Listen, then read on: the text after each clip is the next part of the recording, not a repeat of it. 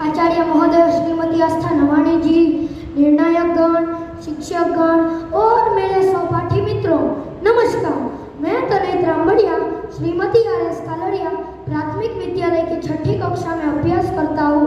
14 सितंबर यानी कि हिंदी दिवस को ध्यान में रखते हुए हमारे विद्यालय हर साल हिंदी वक्तृत्व प्रतियोगिता का आयोजन किया जाता है। तो इस साल की हिंदी वक्तृत्व प्रतियोगिता में मेरा विषय है शिक्षा में टेक्नोलॉजी का महत्व। टेक्नोलॉजी यानी कि तकनीक की प्रौद्योगिकी कि मनुष्य ने अपनी आवश्यकताओं को पूरा करने के लिए जो कुछ भी निर्माण किया है उसे प्रौद्योगिकी में शामिल किया जा सकता है। प्रौद्योगिकी की वैज्ञानिक ज्ञान सा व्यवहारिक रूप है जो हमें समझाती है कि हमें किसी भी विज्ञान को व्यवहार में कैसे उपयोग किया जाए। विज्ञान और प्रौद्योगिकी के मेल से मनुष्य धरती से अंतरिक्ष तक पहुंचने में कामयाब हुए हैं। हाल ही में अंतरिक्ष में पहुंचा चंद्रयान-3 हम सब ने नेटवर्क से प्रौद्योगिकी का माध्यम से उसे घर बैठे देखा था, जिसने प्रगति की प्रतिमा में 4 चांद लगा दिए थे। उद्योगपति, आरोग्य, कृषि, परिवहन, प्रवासन, संचार, सरकारी और घर खर्च हर क्षेत्रों में प्रौद्योगिकी ने अपनी मजबूत पकड़ बना ली है। तो शिक्षण क्षेत्र कैसे पीछे रह सकता है? पहले शिक्षा पद्धति में केवल बोलना और सुनना ही होता था, लेकिन अब स्मार्टफोन, कंप्यूटर, लैपटॉप, प्रोजेक्टर जैसे उपकरणों ने शिक्षा प्रणाली को भी बदल दिया है। तकनीकी छात्रों के साथ शिक्षा का नया दौर आया, ज्ञान की धारा बढ़ी और छात्रों को रोशनी दिखाया।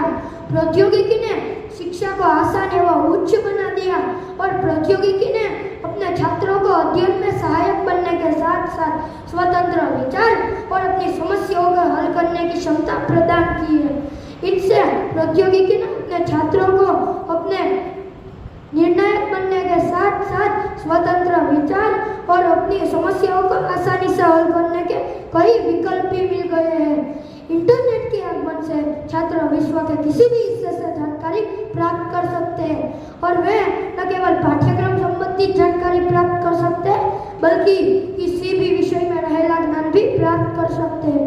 शिक्षा में प्रौद्योगिकी का महत्व आदित्य है क्योंकि इसने शिक्षा प्रणाली को सुलभ और प्रभावित बनाया है। कोविड-19 जिसने इंसान को न सिर्फ शारीरिक बल्कि आंतरिक, मानसिक, व्यापारिक अस्वस्थता और शिक्षा को हर तरफ से कमजोर कर दिया था, तब प्रौद्योगिकी थी जो हर क्षेत्र का आधार बनी रही थी।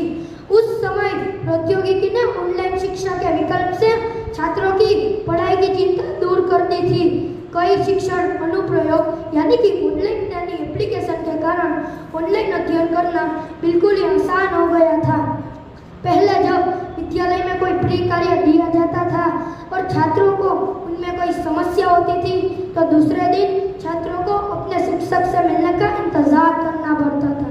लेकिन अब प्रौद्योगिकी के विकास के साथ मोबाइल फोन यानी कि दूरभाष केंद्र के जरिए छात्र अपने विषय शिक्षक से संवाद करके तुरंत ही अपनी समस्याओं का समाधान करना बिल्कुल ही आसान हो गया है।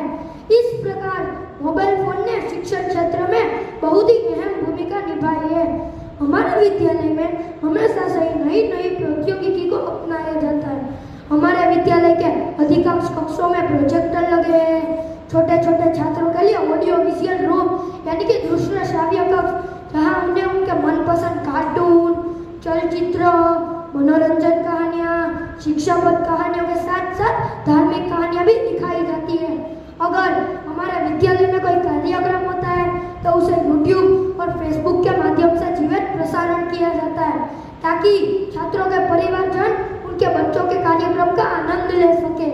हाल ही में जब तूफान, अतिवृष्टि जैसी प्राकृतिक आपदाओं के कारण छात्रों को विद्यालय जाना असंभव था, तभी भी शिक्षकगण ने इसकी असर छात्रों की पढ़ाई पर नहीं पड़ने दी और प्रौद्योगिकी की शिक्षा में पाया गया रूप छात्रों को अपने सपनों को बनाना हकीकत सा हो।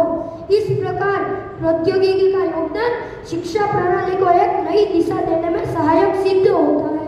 प्रौद्योगिकी ने शिक्षा में अपने छात्रों को अध्ययन करने के साथ साथ स्वतंत्र विचार और अपनी समस्याओं को आसानी से हल विकल्प भी दिया है। इनसे छात्र न केवल अपने जीवन में ही सफल होंगे बल्कि बढ़ते समाज के विकास में योगदान देने के लायक बनेंगे।